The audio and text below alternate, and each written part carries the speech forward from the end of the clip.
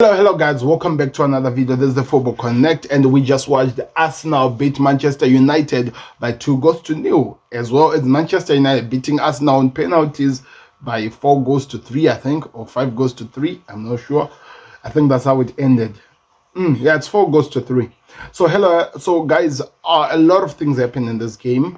So many injuries. We're gonna talk about them, and it's already starting to be a concern before the game even goes far, before we even opened, and we will see exactly how, to the extent of it, according to United, they will make it clear to us exactly how the injuries are. We're gonna talk about how the game was like, and how you could see that there is some progression which is happening from Manchester United of last season to what we saw today, because I felt like they really performed today. They really gave a performance, especially that midfield, especially Casemiro to be extended. I felt like he was really better, and I felt like there was some animosity which was shown in this game, where some silly injuries, tackles which were being done, which I felt like I feel like these guys are really working so hard to hurt themselves. I don't know why, but we'll talk about it. So do me a favor, click the like button, subscribe to the Connect. The next game which is coming, which is huge, is actually Arsenal versus Liverpool. So you should watch out on that. Remember, it's still pre-season.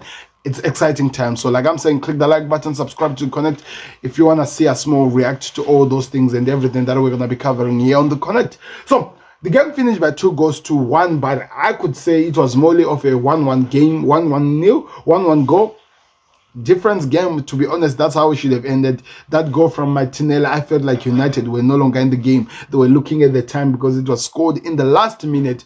But we need to talk about how the game went on in the game, and how really in some points, in some areas of the games, I was really impressed with the way Manchester United were actually approaching the game, because I felt like they actually did so well. They had a plan, they had an impact, and they really did their best to show what they were capable of doing. And it was an amazing game, to be honest, and I really enjoyed so much of how everything was happening, but also bored, because I felt like they were not really giving the seriousity, or showing that they were serious in this game, because I felt like most of the players, especially players who knew that they have their starting position set, they did not show up. They did not turn up 100% in the game. The one who was really 100% in the game must be Onana, because watch the penalty shootout. He was really a character.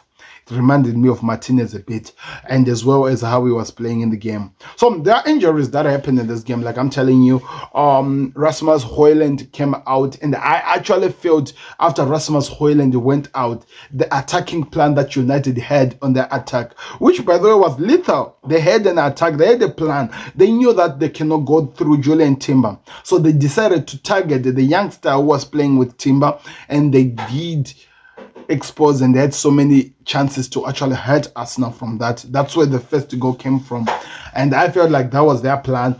And after Rasmus Højlund got injured trying to score that cross from Wan-Bissaka, United really changed. And I actually thought the best thing to have done, and I think if it was a normal game, he would have done this. If it was not a pre-season game, he would have brought Jadon Sancho to play as a false 9 to help out the link up with the guys who were actually attacking Ahmad and Rashford. Because bringing Hannibal's, I get it, it's Hannibal's, but he was not offering enough going forward for United. I felt like, because he's a midfielder, if I was me, I would even brought Scott McTominay than him. But I think he wanted to have at least some so strong points in the second half, because most of the youngsters were coming in the second half. But like I'm saying, bringing Hannibal did not make sense, but it was done. It's still pre-season, people. As long as minutes are in the legs of players, everyone is happy. Everyone will really be excited over the minutes that they get.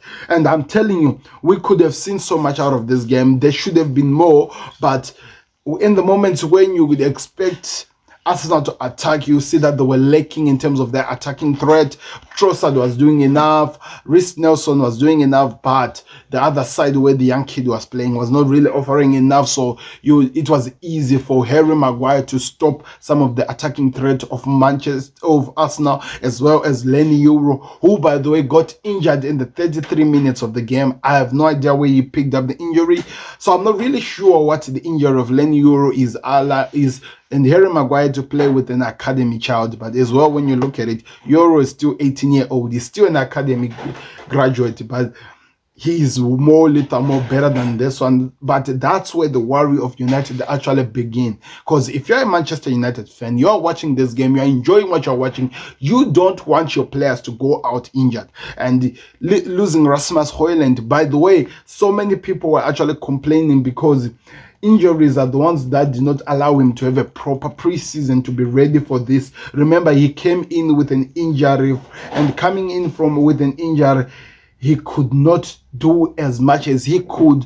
He only had to wait because he was recovering from something. Now he gets the first preseason time where you get to prepare and you can actually have minutes in your legs to get you ready for the new season. He gets injured, and I feel like it doesn't help. It really doesn't help. And Lenny Euro, the guy you have spent so much money in the transfer, you are excited who's going to help to make your defense actually strong to handle so much pressure that you're going to face. He gets injured in the second game playing a Premier League team.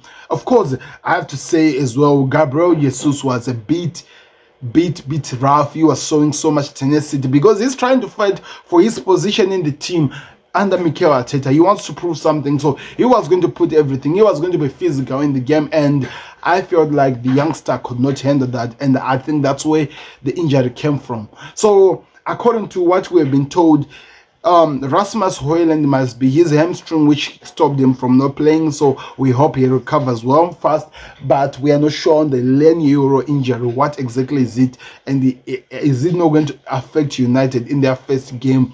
And side note, if it is a serious injury, I'll be happy to not face him. Remember, we're facing United in the third week of the new Premier League season. Come on, people. I'm a Liverpool fan. I'm always going to say crazy things. But like I'm saying, I'm hoping that the young kid is able to recover fast and early because he had to leave the pitch and nobody really knows what the problem is. The way he was walking, he was limping. I'm hoping it's not a serious injury, but we can find to see him so that he completes his preseason and be ready for the new season. This is the young prospect that United has been waiting on, and Eric Ten Hag gets to find ways of trying to make sure that so many of these players do not find themselves with so many injuries like this. But it was a good game if you're watching it as a United fan or as an Arsenal fan, because in so many areas you actually found ways of stopping one of the teams which finished second. Like I'm saying, it finished second to Man City, one of the teams which were really active in challenging and trying to hurt Man City. You come in and you perform the way you did. That gives you the confidence you need. It helps you to have the belief that you can even do more and actually go far with your team and what you're trying to build. But also, if you're Arsenal, you know that you're still missing so many players. As well as United, by the way, they're still missing Alessandro Martinez, the butcher. They are also missing who? Can somebody remind me? As well, the new signing is still not back because he was also performing. And I think, I'm trying to remember who's the other one who's still not back. Let me know in the comment section. My brain is not really able to think fast. But let me know in the comment section. But with your Arsenal, you know Saliba is not back. You know, after Saliba, who else? Saka is not back. Who else? Declan Rice not back, very pivotal to the team. So almost most of the position, as well the goalkeeper who was in Spain, as well as Ramsdale who was in England, all of them are not back. So you are not actually the strongest, and your young and academy prospect is able to give this. Your fringe players are able to perform and actually give a good game that so many of your fans can enjoy in the ground. That tells you that you are ready for something special. But I don't know, I want to know your thoughts in the comment section. What did you think of the game? Did you really enjoy it? In terms of percentage, it was not really far. Position-wise, it was 58 of Arsenal to 42 of United. So it means it was really competitive. 449 passes to Arsenal, which to 323 of United. Pass accuracy also doesn't tell the story. No yellow cards, no red cards. And it's crazy with some of the crazy tackles, where to say, by the way, the officiating that has been happening here. There is a moment where Trossard, he breaks the offside rule and somehow it was given as an offside.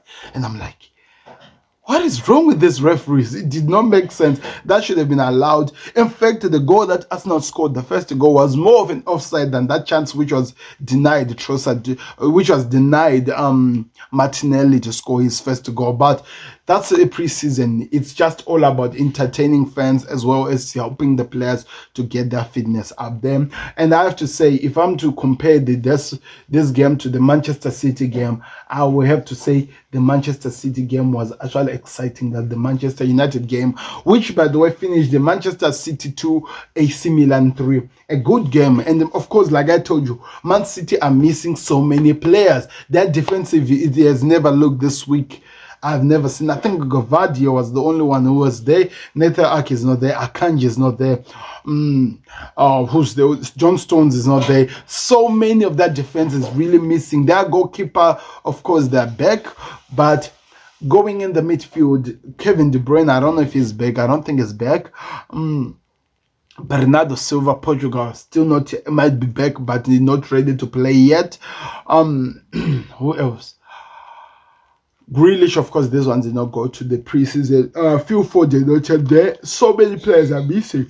So you might find it that it's been a bit difficult because most of the players who are playing for Man City are actually the academy prospect of the team. They have so many players missing, and you could all understand because most of their players are not even yet in the team. So it will get better, and we always know Man City are slow starters, and they always rise, and they always take over the whole entire season by storm, and they always find themselves winning. But it was a good game for AC Milan. They played so well. They had an idea, and maybe because they had most of their players back and they played it well to perfection. They had a plan, and they actually did so well. And somehow there is a goal which was scored similarly the whole time, and Man City did not know how to deal with it. The Lorenzo Colombo goal was literally the same thing. It was a Chukwueze cross. He scores by header. It happened the second time. The same goal goes in, and I wonder, was the academy prospect not seeing this, that this is the same exact goal which is being scored the same way, but they don't know how to deal with the goal, which was a little bit difficult and weird to watch, but it was a good game to watch, and I think so many people watched it, really enjoyed this game. I watched the second half, and I actually was enjoying it. Haaland scored a goal, his second goal in the preseason, and a nice goal by James McAtee, a good header, a nice cross, by the way, by the, what's this kid name who scored against Newcastle? You remember him? Let me know in the comment section. It was a good game, to be honest. Man City were actually outplayed in terms of position because it was youngsters, and I think AC Milan knew how to set up strategies of opening them up, and they did it to perfection, people. Mark my words, it was to perfection.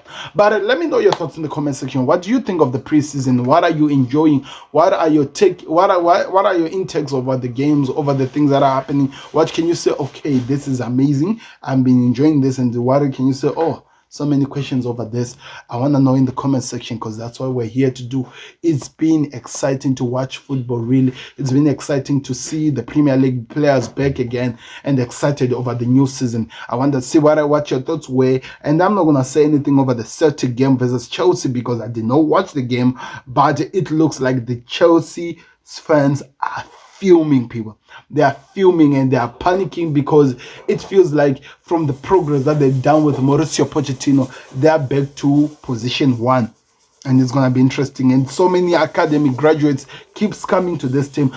They keep signing players, and it's weird. I don't get it. Where is it going to stop? What's going to happen? Where are the guys with professional quality to actually perform? Because I'm not seeing them in the game, and I don't know what's going to happen. But like I said, thank you very much for watching. It's been the Football Connect. I'll be back again. Remember, we are continuing. Remember, I gave you what Arsenal needs to do to prepare for the new season, what Arsenal needs to do to actually consider the coming season a success. I'll be dropping in the next video later today, and I hope you're excited over that one. And as well, expect the other ones to come. Remember, there's some few teams before we can go to the predictions of the season. What am I expecting and what's gonna happen in the new season? So thank you very much for watching. I've been your host, Sam. We'll see you on another one. Let's find out what happens. I hope you're enjoying the preseason, and let me know what your thoughts are as we get into the new seasons. I'll be way ready for Arsenal versus Liverpool, which is going to be played on Thursday, my time in the morning. It's going to be crazy. But I thank you very much for watching. At least I get to get some good night's sleep after today. It's been a crazy, crazy time. But thank you very much for watching, people. I'm out. We'll see you on another one. Peace. Subscribe to the Connect. Yeah.